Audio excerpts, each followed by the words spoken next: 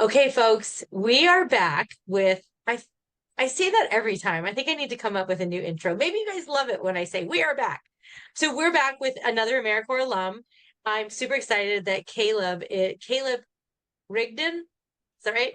Yep. Is and not back. This is his first interview, but we chatted maybe about a month ago, and he and our conversation about recruitment for AmeriCorps members was really what launched this 2024 recruitment extravaganza that we've been doing. So I'm really excited to dive into your recruitment, which is a little bit different because you're coming from a commission level, which Mhm. we'll explain as we go forward. But I'm just really happy that you were able to finish up your track meet and cool down because he Sure. is a Yeah. track coach, folks. He wears many, many hats and get on the AmeriCorps Connections podcast. So if this is the first time that you're clicking on the YouTube or the podcast, my name is Nicki Fiocco, and you've landed on the AmeriCorps Connections podcast. This is where we interview AmeriCorps alums. We reflect on their service year, the ins, the outs, the turns, the upside downs, all the goods, the bads, and everything. We reflect on the synchronicities and the leaps of faith, and how really pushing through a service year brings us to another side, and we're better for it. We're transformed. I'm a proud AmeriCorps alum from Volunteer, Maryland, which I was also director of that program. So it was full circle and super exciting. And we're 1.3 AmeriCorps alum strong. And so just think about if we could galvanize our voices across the country to really, just like the pledge says, to, I don't know what it says. Let's see, if I was going to quote it, I should have known it, but it's like to do good for America, right? Do you know it, Caleb? I'm an AmeriCorps member and I'll get things done is pretty much what Yes. I And remember like most. Yeah. I will something carry about this ad commitment with me forever. forever. My Yeah. my NCCC unit leader would not be happy with me, but That's okay. I think we can always edit this out if we need to. But like when there's adversary or we're going to find common ground. There's that, right? So this is a different sort of interview. Generally, we kind of talk about the AmeriCorps members, alumni's service year and blah, blah, blah, talk about, but Caleb is an AmeriCorps alum who's also recruiting AmeriCorps members to serve in a 2024-2025 service year. So those of you who don't know, right now I'm recording this in May. And so from May to about August is really the height of like a lot of national service AmeriCorps programs recruitment. And we really want to get the word out there far and wide. So, with my 85 viewers and subscribers on YouTube, I think I'm going to make a big difference in this. And if you're listening to this on YouTube and you haven't yet subscribed, do it now. Anyways, if there's any part of this conversation that you find is important or compelling, please, please, please reach out to Caleb, go back to the other episodes, see if there's anything that you find compelling that either you want to serve or you think somebody else could serve. Really deep, great conversations and really great connections. Before I get started, of course, Dan Medevere from Time and Money Productions. Thank you, thank you, thank you. And Triple C alum. He is the first one that stepped up and said, I'm an alum, you're an alum, let's just get you on the podcast platform. Thank you, because I still don't know what an RSS feed is. And finally, this year, thank you so much to Sharon Tewksbury Bloom from Do Good, Be Good, and her whole team of AmeriCorps alums who are supporting me on the back end with video editing and marketing of this podcast. So couldn't do it without you. And thank you for those folks when I post something and there's a spelling error or there's something ridiculous that I say because I do this at 11 o'clock at night. Please feel free to let me know. I really appreciate it because I just put stuff out because I want you all to get the content. Okay, without any further ado, I want to introduce Caleb Rigdon, who is with the Iowa State Service Commission. There's 52 commissions across the country. Every state has one except for South Dakota. That's okay. We love them. There's just a lot of things that come with AmeriCorps grants that South Dakota doesn't want to deal with. But Caleb and I think we connected through LinkedIn or something, yeah, I and think we had a so. really great conversation about your role with the commission and also your experience with national service and how it brought you into the commission. So let's first start with your national service experience. Sure. What program did you serve in, and what were the mind-blowing experiences that you had? Well, how much time do we have, Nikki? It's going to be a while. So yeah, when I graduated from college in 2021, I was really looking for something hands-on, kind of out there, and specifically, I wanted experience working with populations in need. I went to school for social and criminal justice, And the plan was to do law enforcement, specifically federal law enforcement, because I kind of just saw that as the best way to make a positive difference, every day in people's lives. But before doing law enforcement, I really wanted like experience working with people in need, right? Because up until that point, I really only had college jobs and, summer jobs and, fun stuff, but nothing really like that felt like it was preparing me for that kind of work. So while I was applying for a bunch of jobs and federal jobs, which those things can take a while, so I'm like, well, I have like a year of spare time. Let's find something where I'm going to be doing some good and maybe something really unique and maybe some traveling. And I just kind of put those things on the internet, and AmeriCorps NCCC came back. Yeah. My college did have like a college ready or like a college success AmeriCorps program. So I thought AmeriCorps, based off of my like relationship with a couple of the individuals that did it, I thought it was all like education based stuff. So, which is pretty typical, in colleges. Yeah, that's really good. And that's one of the reasons why I want to start this podcast, is because a lot of times in one of my previous episodes that's probably posting before this one, I talk about how one of the reasons I want to do this podcast is when you think about people that are going into national service or Peace Corps, AmeriCorps, NCCC, Vista, you're like, oh, they're going to be a social worker, they're going to be a nonprofit, they're going to, do altruistic work, blah, blah, blah. And I mean, I've recorded 45 interviews now, and everybody's doing something different. Like everybody is doing something different. And so I think that's such a good point that you bring up. Sorry to interrupt. Oh no, you're totally right there. Just to finish that thought, like no matter what you end up doing, right, you're gonna have positive takeaways from your service that are probably gonna make you a more compassionate and empathetic person, and that'll help you in whatever career field. So but that's exactly like a couple of the things I wanted to practice. Get some field practice, that empathy and working with people in need. NCCC seemed like a fantastic fit because it's kind of a crazy year. My last couple of years of college were pandemic related, so I really wanted something that would kind of push me out of my comfort zone again. The traveling was great, right? Communal living, I was looking forward to. I liked having roommates, and like kind of the camaraderie that comes with that. And then specifically like potential new disaster relief was enticing too, because, that'd be what I was looking for as far as like helping people in need, like, potentially the worst days of their lives, as far as gaining that experience, which, sounds terrible. And whenever you talk to like people that work in disaster, that's kind of the sentiment, right? They're like, we love working in disaster, and, it sucks that it's disaster strikes, but, we love it. So it's kind of an oxymoron. So anyway. And I just want to say for folks that maybe are just like, what is this AmeriCorps thing? And why do they keep seeing NCCC? What does that even mean? Yes, so that's the National Community Civilian Corps. Is that right? National Civilian Community Corps, yeah. National Civilian Community Corps. So NCCC, 3 C's. Yep. And basically, you could probably explain it better than me, but basically there's a group of between 18-year-olds to 24, 29-year-olds that travel around the country in squads of like 10 to 15. You guys live together and you focus on different activities. Like for 3 weeks, you could be focusing on blazing trails or responding to disasters. And then for 3 weeks, you could be like preparing taxes or tutoring students.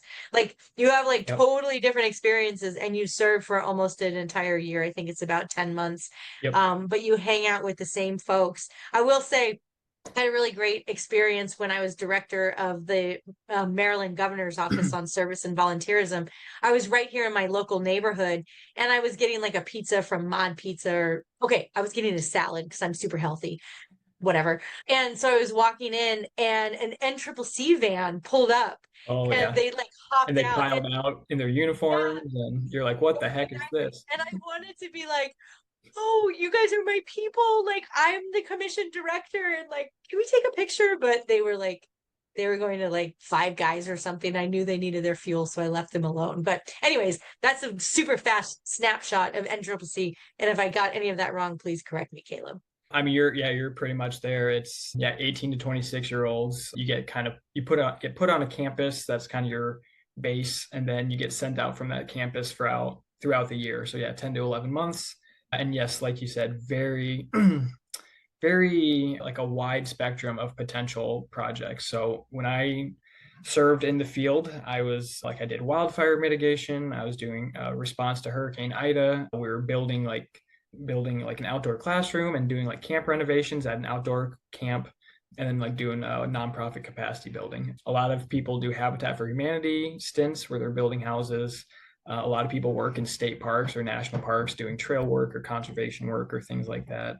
But yeah, it's a very broad experience opportunity where one day or one week you could be doing one thing and the next week you're doing something else in a whole nother state. And there's tons of fun stories that come out of that for sure, which I can get into as much as we want. Give the viewers and listeners a flavor, like two of your standouts.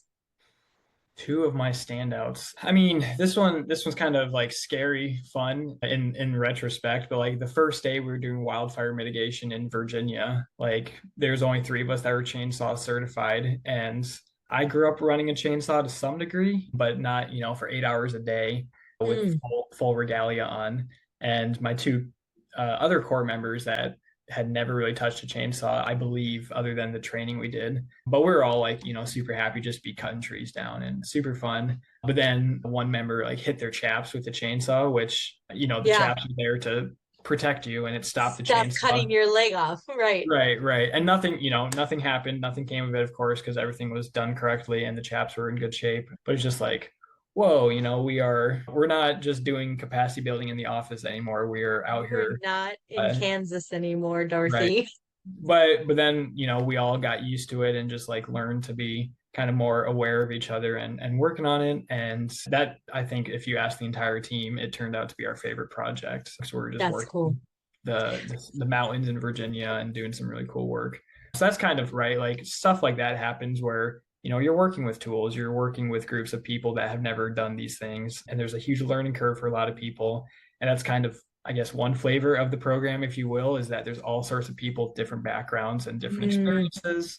And you're doing some pretty fun, unique work. And you just you take it all in stride as a team and you work together and you get some cool stuff done with some adventures, a little mishap every now and then. So I didn't do NCCC, but after my service year, I was working with my county rec and parks, and they had chainsaw certification, and I was working with volunteers in the field, and we were doing trailblazing and stuff like that. So I was like, why don't I do this? Right. At the end of my training, I realized I never want to hold a chainsaw ever in my life, ever again. And I will tell you, the chaps demonstration was the thing. Because I was like cutting stuff down in my yard, not with a chainsaw, but with a saw in my shorts because I wanted to get a tan on my legs. And when they showed the chaps and how it was like, oh, this is what happens when you have the chaps, and folks, like, there's like metal in these chaps. So if it's like a fiber that gunks up the chain basically, and it stops it immediately, almost immediately. Exactly. Yeah, immediately it'll hit. But if you don't have it, it'll just cut through your whole leg. So I was like, oh, so put me on like chalk duty where I'm just chalking out lines where just cut here. Wow, that's pretty impressive. Yeah, give us one more. It's kind of similar, like just seeing Corps members. So I was the team leader, so I was in charge for half the term. The first term I was on campus doing other stuff, but the second half I was a team leader. So just like being in charge of the team and seeing Corps members like really grow and learn new skills. When we were in Georgia doing like building stuff in a camp, the camp had a John Deere tractor that they used to haul stuff around. And our supervisor was like, oh, Caleb, you're from Iowa, so you probably know how to drive a tractor. And I was like, yes, I do. Not a lot. I didn't grow up driving them, but I've driven them a little bit. But I guess there's worse things to assume about me if I'm from Iowa. So I took that with, a grain of salt and had fun with that. But then like getting to teach a couple of my other Corps members that, one night they're like, hey, I want to learn to drive the tractor. Like, can we do that? Like, sure, let's do it. We'll ask our supervisor, and he was on board with it. And it's like the first time one of my Corps members like successfully backed it up and attached the hitch to the trailer, like his eyes lit up. He's like, I did it. Like, I don't know if he'll ever drive a tractor again in his life. Right. But, it's just cool to see stuff like that. And every single Corps member had multiple moments like that in just the 6 months I was with them in the field. So it's really cool to see, whether you're a team leader or a Corps member, like see your teammates progress in different ways, whether it's, driving a tractor or like learning some self advocacy skills or whatever, or like learning how to do dishes for the first time, or like learning how to cook or grocery shop. Like there's so much that goes into the program, and it can be a really awesome one if you're, doing it right. I love it. I can't even tell you how many NCCC members. It was funny for a while there was a surge of NCCC members that I was interviewing on the podcast. I was like, okay, anybody that's not NCCC, do you want to come on the podcast?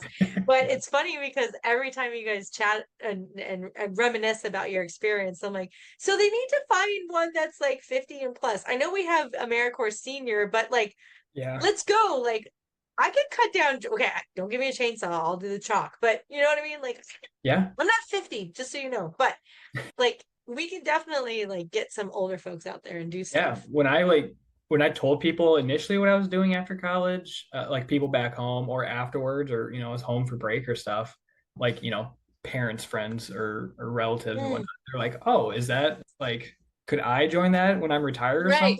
And it's like, no, probably not, unless no, probably not. But yeah, it is cool, and who knows? Maybe somewhere down the road, there's been a lot of progress, obviously, the last few years with kind of initiatives with some of that stuff. You never know, but and I also think there's volunteer opportunities, right? You don't have to do a service year, but you can volunteer in your local park or conservancy or whatever. Right. And there are obviously, right, like Vista and State National don't have upper age limits. AmeriCorps Seniors has a lot of stuff, not necessarily, doing like wildfire mitigation work around the country, but there's plenty of other AmeriCorps stuff, which I might touch on when we get in. Yeah, for sure. Since you're Mr. Commission. So you did NCCC, you did two years or just 2 terms? Like I did. So I finished up NCCC in 2022, and I wanted to come back home. So at that point, actually, I had decided law enforcement was not the route I was going to go, and kind of more nonprofit service industry, or not service industry. What's the word I'm looking for? Like, nonprofits and police and officers and firefighters. Yeah. Whatever. Yeah. But I decided, right, I wanted to do this explore this nonprofit realm. But I wanted to come back home, see what it was like in Iowa. So I was just applying for or looking for AmeriCorps positions back home. And the Vista leader position with the state commission, Volunteer Iowa, was available. Oh, yeah. Actually, funny enough, I saw it. I didn't apply for it. I applied for one of Volunteer Iowa's Vista, like one of the Vista programs they fund and coordinate.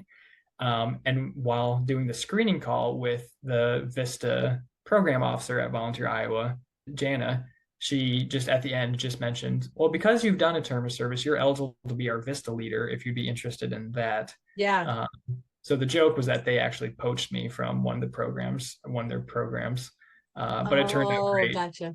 Yeah, I can. So you were interviewing for one of their programs, but they were like, "Hey, come work for the commission." Yeah. Because to be a Vista leader, you have to have a previous year of service under your belt. 3. You actually did like almost 3 terms. Just two. Oh, okay. I mean, like my NCCC term, I was split in half I was being a support team leader and then a field team leader, but that was still 1 term, and then the Vista term. Yeah. So yeah, 2 years in the trenches with AmeriCorps, doing very different things.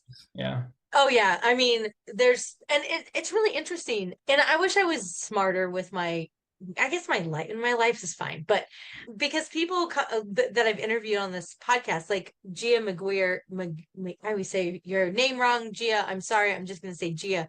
She did NCCC, and then she intentionally did Vista because she was like, I was out in the field. I wanted to know what it was like to be behind the scenes. And I think that's so cool that this one program, AmeriCorps, can give you those different opportunities, right? If you wanted to do state and national, and you're not out like NCCC, we are all over the place sleeping on, church floors and stuff like that, but you're doing different stuff, you could always do a Vista or an NCCC or whatever to get the different experience. Yep, exactly. And that was, like I mentioned, I wanted to see like what the nonprofit world looked like back home in Iowa. So the fact that I landed with the State Commission on Volunteer Service that has, literally money. We help fund and promote AmeriCorps programs all over the state. And even if they don't have an AmeriCorps program, right, like we have so many connections with so many nonprofits and volunteer centers throughout Iowa. Like it was perfect for me to like get a pulse of exactly what the nonprofit sector is like in my home state, which is exactly what I was looking for. So I kind of fell into it. Like I said, they kind of stole me from one of the actual like programs I was looking into, but it turned out perfect for exactly what I was looking for. And like you said, right, it went from this crazy moving around experience to living in Des Moines, living with my sister actually, and like commuting to work almost like a 9 to 5, and like learning the behind the scenes stuff, learning what it takes to run, nonprofits and support nonprofits from the state agency perspective. So huge, totally different learning curve in every single thing, right? And I actually I think learning chainsaws and tractors was easier by far, in my opinion. Oh God, yes. So, and arguably less dangerous, as state service there's a lot of stuff to learn, office stuff, but very different experiences. And I think, Vista to NCCC, Vista to State National, or NCCC to either of the others, like it's, if there's a specific thing you want to get out of like from one term to the next, there's, like you said, different ways to go about it and different ways to kind of learn these different skills and perspectives in this AmeriCorps realm. Yeah. And I'm going to just zoom out really quick to help listeners kind of situate themselves. So Caleb went from being a member in a program to a state service commission, and state service commissions, like we said, they're all in every state, 52 states, Puerto Rico, DC, and Guam, Hawaii, everywhere. And they administer probably about 95% of the AmeriCorps funding that comes through the federal government, which, by the way, is getting cut. So speak to your senators, please. That was me just educating. Well, I can do whatever I want. I don't work for a commission. So no, that was me being like, well, I don't know what bills are out there. But anyways, so administered about 95% of the funding that goes in through the states from the federal government out into the communities to not only support AmeriCorps members, but support programs that support communities all across our country. And I don't even know what the stats are. We'd have to go to America's Service Commission, but there's probably hundreds of thousands of partners that benefit from this funding. And so when you think about it from the individual level, where Caleb's talking about his NCCC experience and this bonding and learning and everything, and then going into the State Service Commission, it is like, it will boggle your mind, because you go from like focusing on one sort of like aspect of a program to now statewide, where there's like millions of dollars that are just being injected into the state, and then you have to disseminate. What is wrong with my vocabulary? You have to spread that around the state quickly, and decisions have to be made, and people need to fill those spots, and things need to be done, and it's quick. And I think when you come into a state service, or state service commission, no matter when you come in, you have to go through a full cycle, because it's like being in a washing machine. You're like, what's happening? Like, I don't understand. And then it's like recruitment and this and that and reporting and this and that and funding. And then you come out the other side and you're like we should plan for this. And then it just starts all over. And then it starts all over again. Yeah. And you're like, did we plan for this? Yeah. Was it already a year ago that we had this happen last? Yes. Yeah. And I just want to throw a couple things in there about commissions. Kind of the one thing, or what made it really click for me when I was first learning, because like you just said, I was just thrown into it and just like had to learn on the go, which is fine. But yeah, it's a lot. It's drinking from the water, or the water hose is what one of my advisors always said. Yes. So something that really made it click for me, right? If we think about AmeriCorps as this nationwide kind of grant, they give out money to programs and organizations to do good in America. It's really hard for the people in DC to figure out who exactly is going to do it best in each state, right? So where the commissions really come in is, AmeriCorps gives us the money, and, we make the decisions based off of applications and whatnot. So we being, Iowa in this case, but commissions all over the country, are much more in tune to their state's needs than the federal agency is. So, we do a better job, or can do a better job of getting the money to where it can be most effective to kind of cover the needs of the state, right? So when we talk about like state national programs, it's, they're competing for state funds versus they're competing for federal funds, national funds. So that's just like we're kind of the intermediary. We were the between the federal agency and Mhm. these sometimes really small nonprofits in the middle of Iowa that would have a really hard time getting federal funding otherwise, if it weren't for, the state kind of level. And then the other thing too, just to throw it out there, like state service commissions don't just do AmeriCorps either. We do a whole lot of Yes. other stuff, just general volunteerism and community service oriented, right? Like our whole mission is to get Iowans volunteering and just being a part of public service and community service and helping your neighbor, right? One of the ways we do that is by creating AmeriCorps opportunities for individuals. But we also have all sorts of other things, like we do disaster response or help with disaster preparation and disaster response, right? We have mentor, we do awards, like volunteer awards to, really kind of shine a light on those who are really outstanding volunteers in our state. Gosh, we have a youth service commission or a youth service Mm. initiative where, trying to teach kids at a young age, like the benefits of service and like implementing it into actual schoolwork. I feel really bad if I'm going to be forgetting someone here that I work with. But yeah, so right, and that's Yeah. not just your Iowa. Every commission does more than just AmeriCorps to different degrees. So obviously that's what we're here to talk about, and that's my job is to talk about it. But if you're listening and you never heard this state commission thing, like go find your state commission and see what they all do. And you might be really surprised at just what they all cover with all the good people that they have and the money they have from wherever. Yeah, that's such a good point. I'm really glad that you brought it up, that it's not just AmeriCorps. The state service commissions are their mission is really to expand service within the state. And pretty much all of them have that. They're not all just like, we got to focus on AmeriCorps. And something that you said, if you don't know where your service commission is, because they're not all volunteer state name, go to America's Service Commissions, and I think they have a map or a list of America's service commission or America's bleh, State the service. commissions, the state service Yeah. commissions. And then also to your point is that, like, it's not the staff making decisions of what happens in the commissions. All of these commissions have Yeah. either a board or commissioners that are from around the state that have an investment and a voice to where the funding goes, where the focus is, what the strategic plan is. So, and those are all volunteers. So if you're interested in making like big decisions for your state, check them out. You can apply to be on these commissions. I Yeah. mean, I recruited commissioners from all over the state when I was in Maryland. It was so awesome. Like, if you're familiar with the state of Maryland, like we had people that were in Salisbury, which was like southern Maryland, all the way up to Western Maryland, Frostburg, and everywhere in between. And all of their perspectives were so important. And my frogs have joined us for the evening. So enjoy that noise.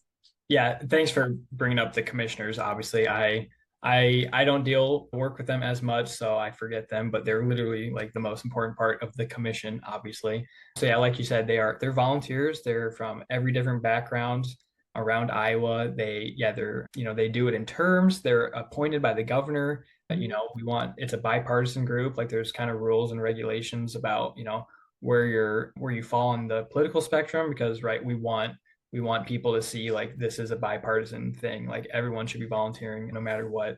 It's like we had a couple of college age individuals on our commission, right, Yes. all the way up to people in their 90s, right? And all sorts of different backgrounds, perspectives.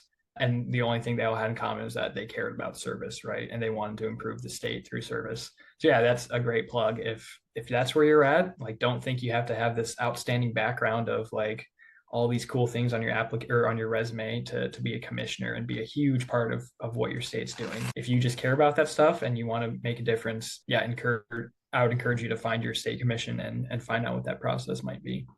Love it. Okay.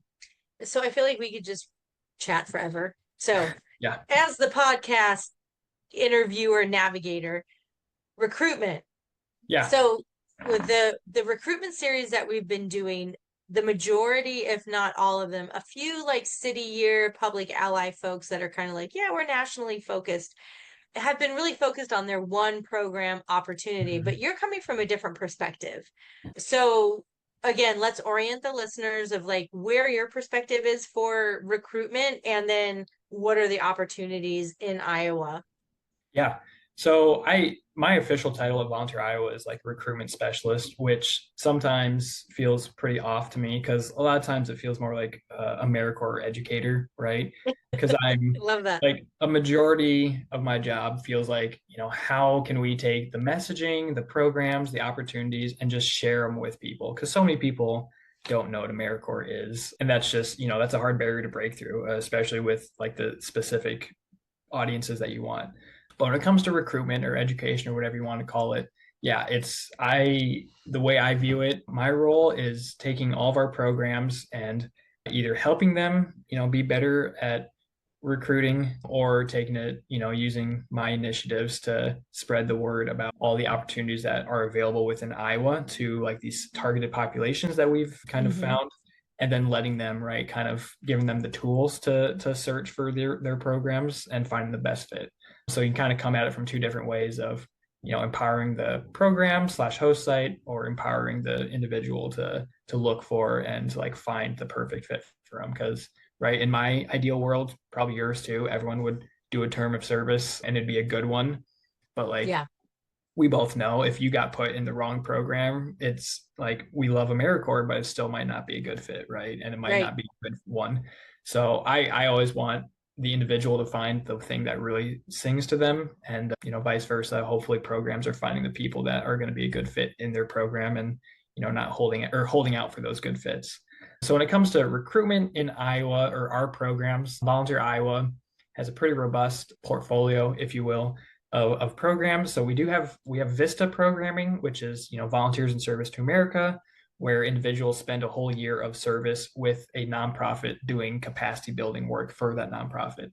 So a lot of times it's a smaller nonprofit that just needs help getting like bigger and better at what it does.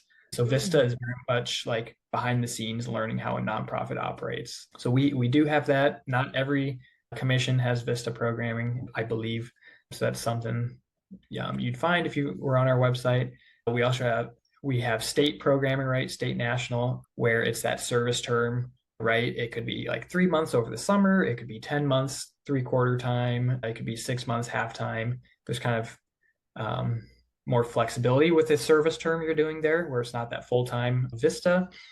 And generally with state national, you're serving in a very hands-on manner, right? So you're out there doing the work of the nonprofit in some capacity. So a lot of times, right, I've met people that thought they were signing up for one and got the other, and they didn't like it because they're like, I want to work in an office and I'm out here building houses. It's like, oh, yeah, that's tough. Or vice versa. So always explain those differences. With state national, it's kind of a choose your adventure, because if you want to do conservation work, you go find a state national conservation program. If you want to work with, like in education or youth mentoring, like you can go find one that's doing that. You're out there doing the hands-on work of that or a program. So we have as of right now 18 state national programs, which have dozens of host sites each. So we have hundreds of state national places throughout Iowa. And then we have, gosh, might want to edit this. Let me go look quick at how many Vista programs we have. That's cool. So, and then you also have like, I don't know if you're involved with the ADART program or anything like that. Yeah. So or is that a whole different animal? No, we do. Our disaster program officer is heavily involved with the ADART programming, and Michael is his name. Like he's been deployed, or basically he's been tasked from AmeriCorps to lead like responses in St. Louis, New Jersey. For the recent tornadoes, or they were not the ADART, as far as, or at least Michael wasn't involved with that.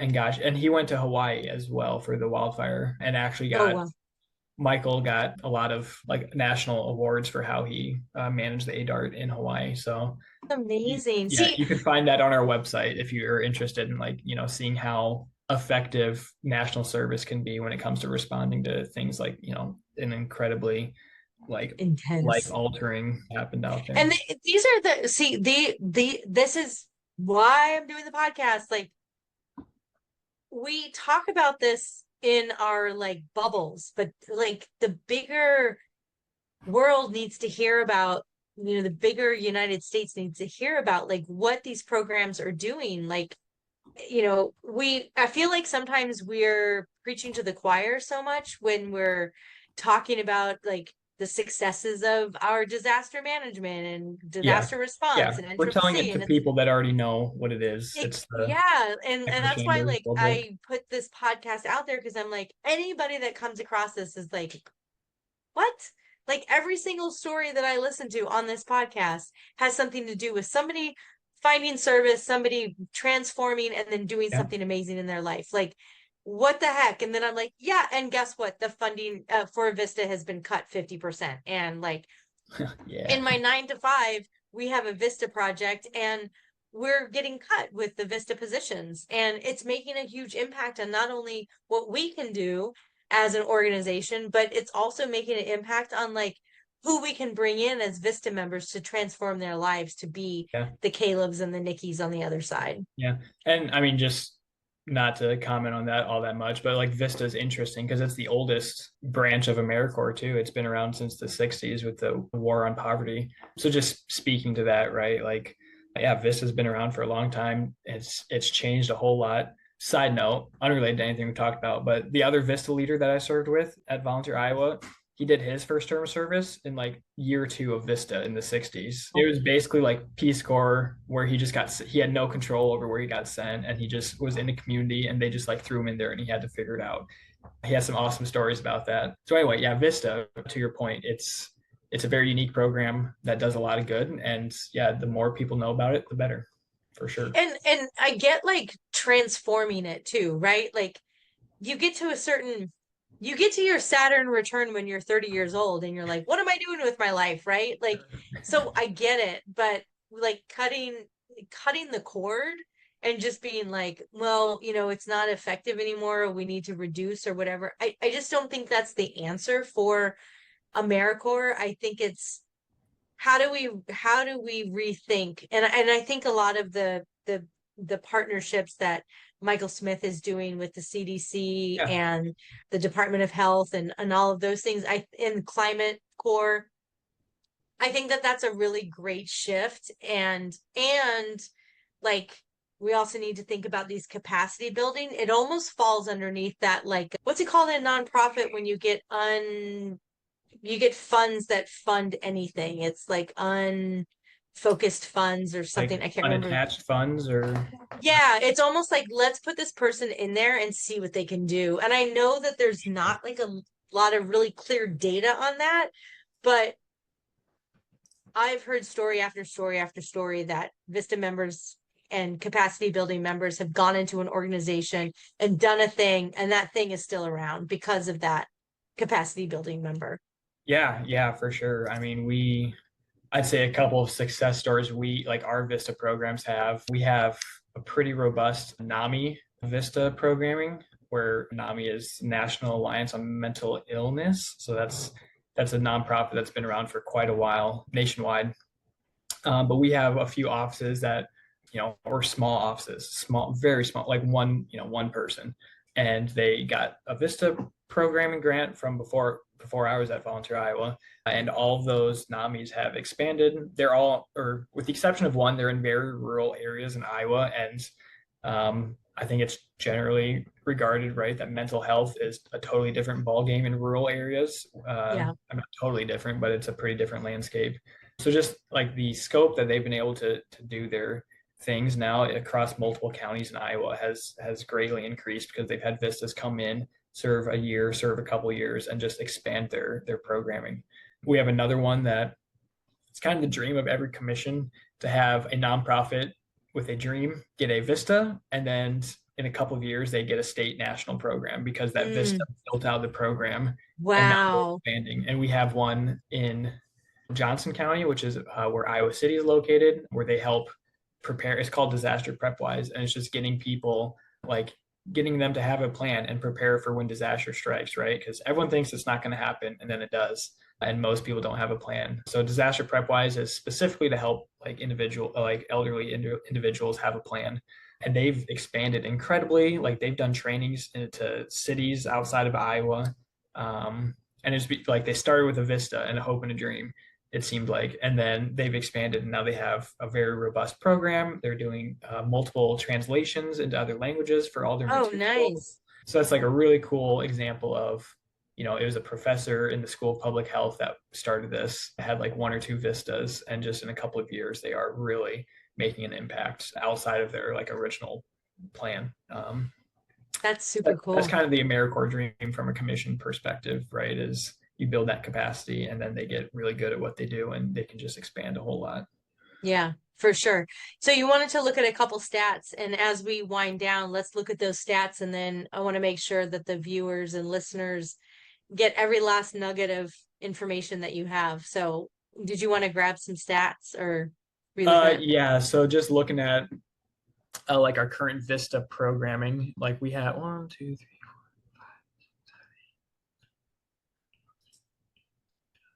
16, 17, 18, 19. So we have 19 Vista programs in the state of Iowa too, and they're doing Wow. creating mentoring programs. We have a couple of really cool ones. I mean, they're cool because they're unique, where they're working at like art in places that I would deem an art desert, where like kids don't learn art, right? So it's these nonprofits in a couple of communities that it's like it's a place for individuals, kids from schools or adults to come in and learn things art related, which my art classes are like watching Bob Ross. So it's just cool stuff that people write. It's like, oh, so I'm an art major, what can AmeriCorps do for me? Well, stuff exists.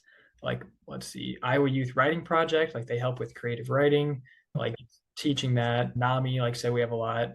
Refugee Alliance is a big one, disaster prep wise. So Vista, right? It's a different type of service than state national, but it's just as robust when it comes to what type of organizations you can be serving with and what you can learn from those organizations. And like I said, we have a lot in Iowa.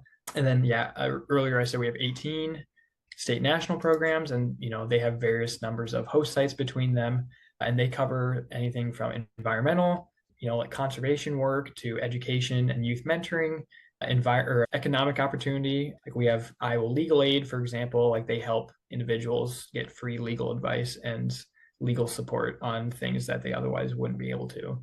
So things like that, right? Where it's not just, oh, I'm going to go build a house with Habitat for Humanity. It's like helping individuals in very unique ways that maybe sometimes the public sector or other sectors maybe fall short in. And then we also have our seniors programming, where specifically it's AmeriCorps programming for individuals 55 and plus, right? Because believe it or not, you retire and people have time on their hands, and generally you want to be a part of your community and doing good. And AmeriCorps, I forget how long each program's been around, but AmeriCorps recognized that and figured more structure and opportunities for those individuals is beneficial, not just to the communities, but also to those individuals. So, right, AmeriCorps Seniors exists in a large capacity as well in Volunteer Iowa's work. You guys are carrying so many programs. It's so exciting to hear that, like, it's like a smorgasbord. Yeah. But like any opportunity that you're looking for, like if you're like, oh, grandma's kind of lonely, you'd be like, grandma, like, hey, I'm actually trying to get my mom to do AmeriCorps Senior. She's a professor in her life, and I'm like, oh my God, like, please do AmeriCorps Seniors and like get into the schools and help these kids. Yeah. This has been such a great conversation, Caleb, and it was really a great, I think, spotlight on what commissions do. I interviewed Chad Driscoll last year, and he was with the Iowa Service Commission, or Volunteer Iowa, and now he's with America Service Commission, and he had a lot of reflection on his time at the Service Commission. And one of the things, not only do I want people to know about AmeriCorps and what our alumni are doing, but also the ecosystem of AmeriCorps. We're all over the place, right? We're from the state level, the federal level, the community level, to the individual, and it all makes a big difference. And we're really at a height of recruitment. If you're in the Iowa region, in the state, and you're interested in anything that sounds exciting, or you just think Caleb's pretty cool, reach out to him. What's the best way? Do you have an email? Yeah. I'll make sure I put it in the show notes too. Yeah. So my email is caleb.rigdon@volunteeroiowa.org. Perfect. I check it every second of the workday, right? And Yeah, I've talked to a lot of, high school classes, college classes, individuals of all different backgrounds. Because yeah, and a lot of times it's just answering their questions of what the heck is this and why should I do it? And then it's like, well, what capacity can I do it? So I'm happy to have those discussions with anyone if something sounds interesting. I definitely can draw from my experience. I'll just give a quick shout out since we talked about, the commission, the staff I work with too are, in my opinion, some of the best commission staff out there. Any commission staff listening, feel free to rebuttal that. But to your point, like most of our commission staff are alums or service alums to some degree and just really have that passion, to help communities. And now we carry that into the work we do at this big, as you've said, 30,000 foot level, although there's no elevation that high in Iowa, right? We're up there kind of looking around and taking that passion and helping the state. So just a big shout out to my coworkers at Volunteer Iowa doing some awesome work and being good mentors to me as well. So yes, look into anything we've mentioned here and definitely reach out to me if AmeriCorps service in Iowa sounds intriguing to you. I love that. That's a perfect way to end. Caleb, thank you so much for your time. And honestly, like I said at the beginning of the podcast, like you were really our conversation about recruitment, which I think you just reached out to me. You're like, can we just talk about recruitment? Yeah. And I was like, we should do a series. And it was really the catalyst for this recruitment series that we're doing. And I'm really hoping that we get a little bit of momentum on this. So thank you so much. And as usual, we will be back with another AmeriCorps Connections conversation with AmeriCorps alum, either the beginning of the week or the end of the week. We are just one after another right now. So stay with us. We're going to be on our 100 episodes soon. So that's super exciting. Thank you, Caleb. And thank you all for listening. Don't forget to subscribe, please. We got to pay for this Zoom account. That'll be amazing. All right. Bye, everyone.